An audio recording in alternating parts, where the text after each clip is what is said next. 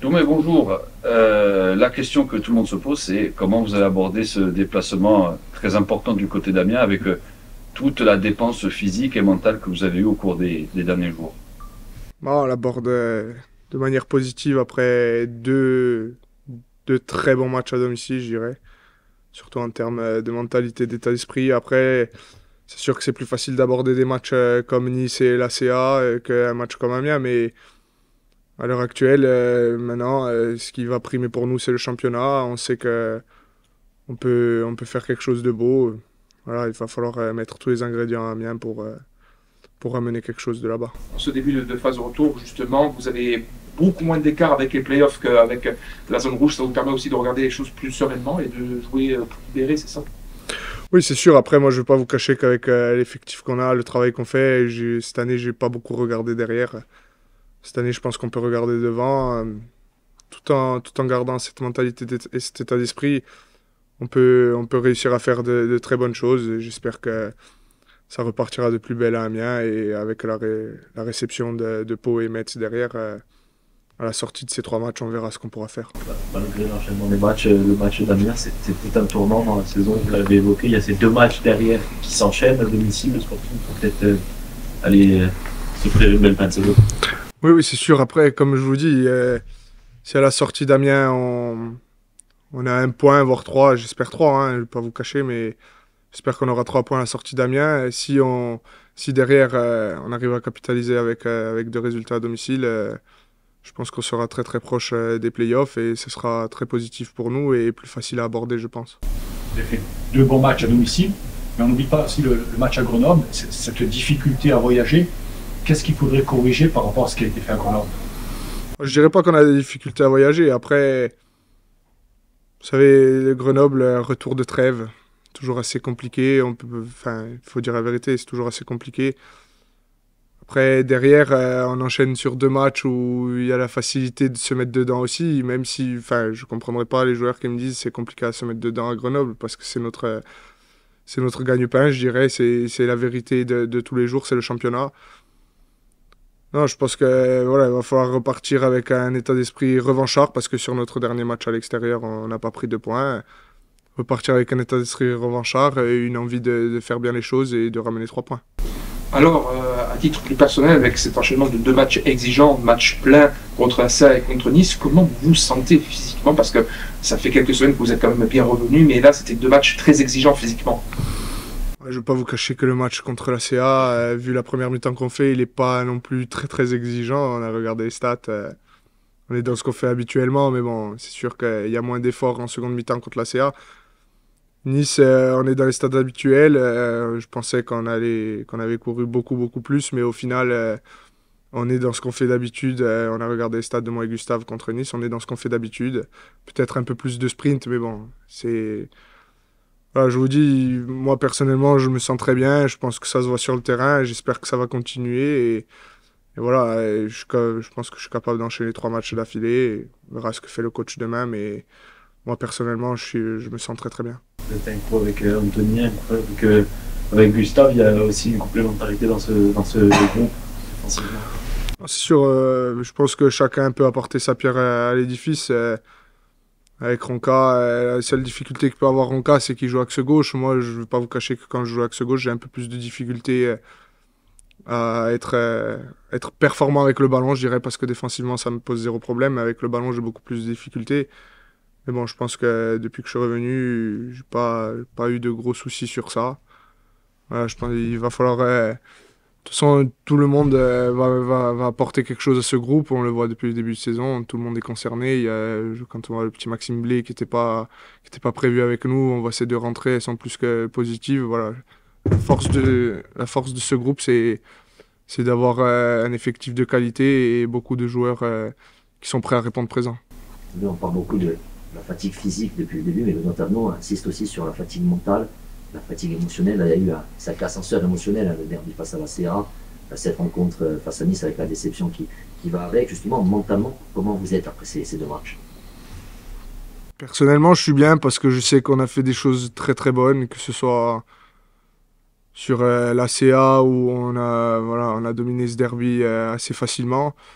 Après, Nice, c'est sûr qu'il y a de la déception. Je ne vais pas parler de frustration parce que la frustration, elle aurait été là si on n'avait pas mis les choses qu'il fallait.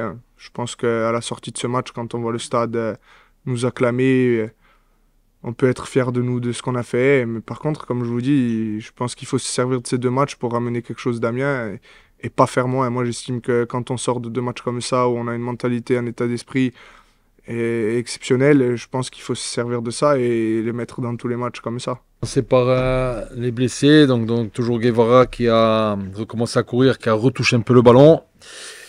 Et on a Félix qui est out pour demain, qui a pris un coup pendant le match. Il a essayé aujourd'hui, mais c'est trop juste pour demain. Donc ça, c'est les 2 blessés. Le groupe Placide, Fabry, Guidi, Ronca, Aquesson, Ménadier, Harris, Bonnert, Etoga, Janet, Ducrot, Maggiotti, Vincent, Boutra, Tramoni, Rodriguez, Blé, Cissé. Voilà, le reste où on a adapté, Tavares, Traoré, et le reste en National 3 pour jouer dimanche. Du coup, coach, la question qu'on se pose, c'est comment aborder un match comme ça du côté d'Amiens, revenir un peu au quotidien de la Ligue 2, après avoir dépensé beaucoup d'énergie physique et mentale lors des 2 derbys. Est-ce que ça a été compliqué pour vous de remobiliser le groupe? Non, compliqué non, hein, parce qu'on a un beau challenge qui nous attend sur cette fin de janvier. Voilà, il faut qu'on prenne des points, il faut qu'on arrive à basculer définitivement du bon côté de ce championnat. Donc non, l'enjeu est important demain, à nous de justement basculer vite et de performer demain soir. Vous parlez de beau challenge, notamment par rapport au calendrier, avec un enchaînement de matchs domicile qui vous attend après ce match du côté d'Amiens, et il y a aussi la zone des playoffs qui est au final pas si loin que ça quand on regarde le classement, c'est ça aussi? La zone des playoffs, on la regardera, si on doit la regarder dans le sprint final, ça sera au mois d'avril. Mais pour pouvoir y regarder, il faut d'abord passer le mois de janvier et faire un beau mois de février. Donc on va se concentrer sur les 3 matchs qui arrivent et se concentrer énormément sur le match de demain. Voilà, comme vous l'avez dit, il sort après 2 matchs spéciaux pour nous. On a beaucoup donné.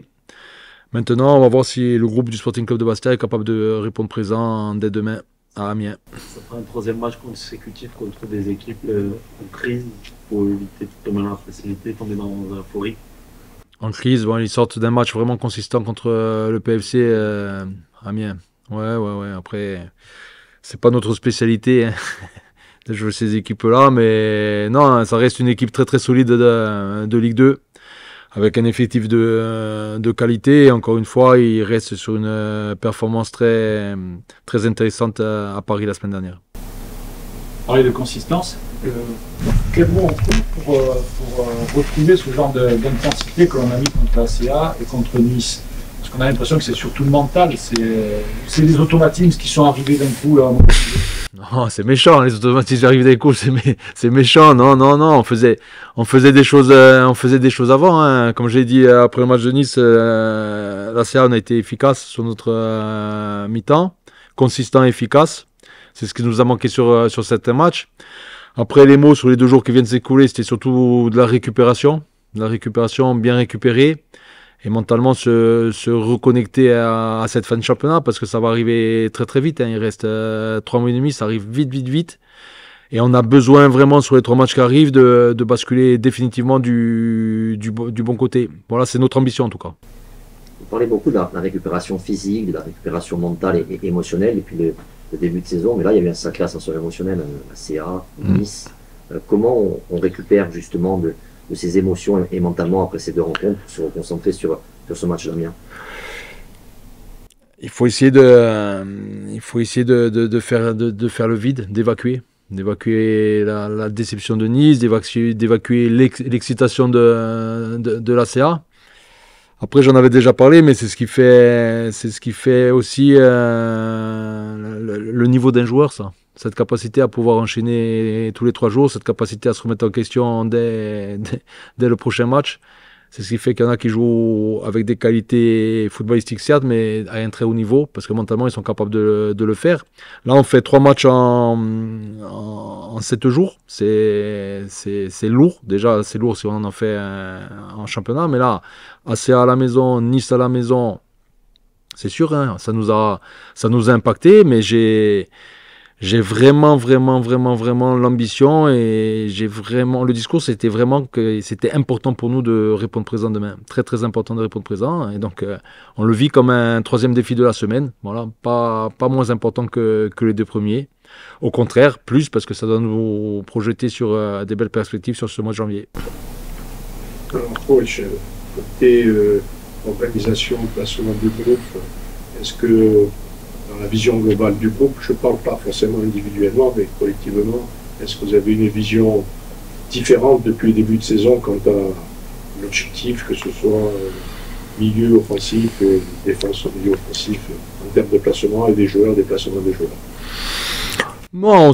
Voilà, moi je crois au travail, voilà, et je crois à la construction d'un club, à la construction d'une saison. Et depuis le départ, on essaie de mettre des choses en place.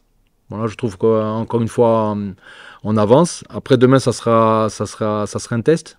Ça sera un test parce que c'est pas évident de sortir des 2 matchs qu'on a fait et de justement se remobiliser.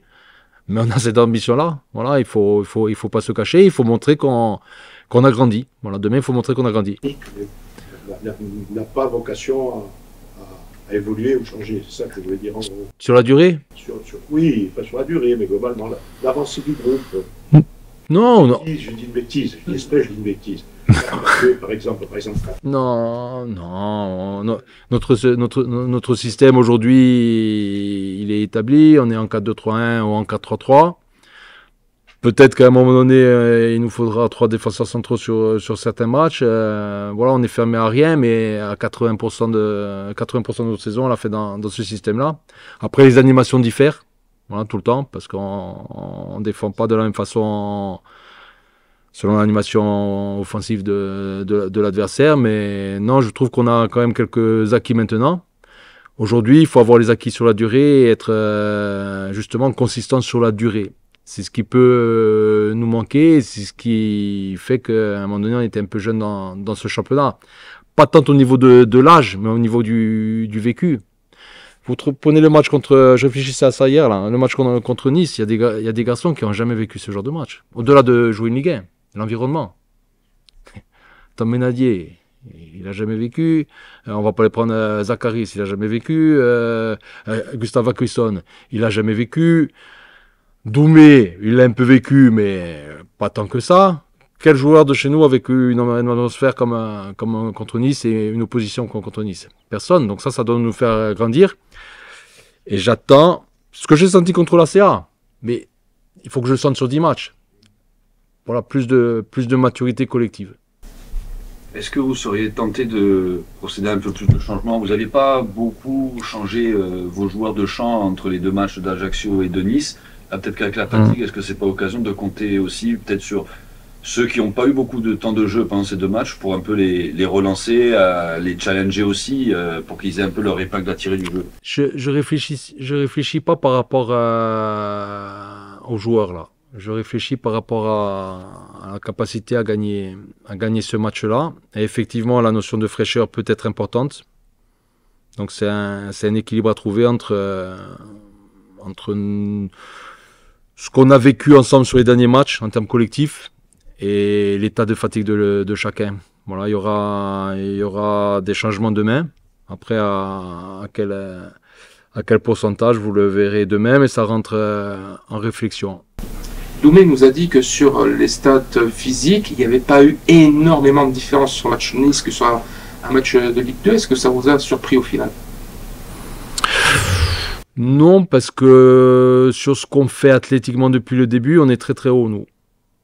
Voilà, donc c'est pour ça qu'on a pu rivaliser à ce niveau-là contre Nice. Donc non, on a des stats athlétiques depuis le départ qui sont bonnes, on travaille fort pour. Voilà, le match nous demandait de répondre à ce niveau-là, on a su y répondre. Si le match nous demandait un peu plus d'intensité encore, peut-être on y serait allé aussi. Après, à chaque match a son histoire, même au niveau athlétique, hein. Ça dépend ce que propose l'adversaire. Voilà, si vous défendez bloc très très bas et que l'adversaire a tout le temps le ballon, ben vous allez moins courir. Si vous allez chercher, vous allez plus courir. Mais non, athlétiquement, on est au niveau depuis le départ. faut ne lui oublier qu'on est en période de mercato hivernal. On croit savoir qu'il y a des joueurs pour lesquels éventuellement vous ne serez pas contre un départ. Oui. Je pense peut-être à Loubatière, à Traoré, à Tavares. Ouais. Est-ce qu'il faut attendre ces départs-là avant de songer à recruter? Toujours, oui, toujours. C'est-à-dire aujourd'hui, on peut faire signer personne, même à un petit salaire, tant qu'il n'y a pas une sortie au niveau de la masse salariale. Donc, on en est là. On est le 16 janvier. Maintenant, ça ne nous empêche pas de bien travailler, ça ne nous empêche pas d'exister le week-end quand on se présente avec des joueurs qui avancent. Aujourd'hui, le Petit Blé fait des rentrées intéressantes. Il faut que ça dure, il faut qu'il valide aussi ses actions. Parce que sur les 2 derniers matchs, il doit terminer à minima avec un but. Mais aujourd'hui, c'est Blé, demain, ça sera Boumaoui, demain, Clément peut revenir dans la course. Voilà, il faut, quand on a le bonheur de pouvoir se montrer, il faut croquer dedans et montrer des choses. S'il n'y a pas de départ, ça voudrait dire s'il y a des départs peut-être à certains postes, la solution pourrait venir en interne, le Petit Blé, le Petit Oulaï. Oui, le Petit Oulaï, il est pas loin du tout. Hein. Après, ce week-end, il va jouer avec la réserve parce qu'il a besoin de temps de jeu aussi. Voilà, il ne faut pas faire n'importe quoi avec les jeunes. Il ne faut pas qu'il fasse 3, 4, 5 bancs et jamais jouer. Donc, il faut qu'il joue. Et Maxime Blé, aujourd'hui, il prend sa chance quand il rentre.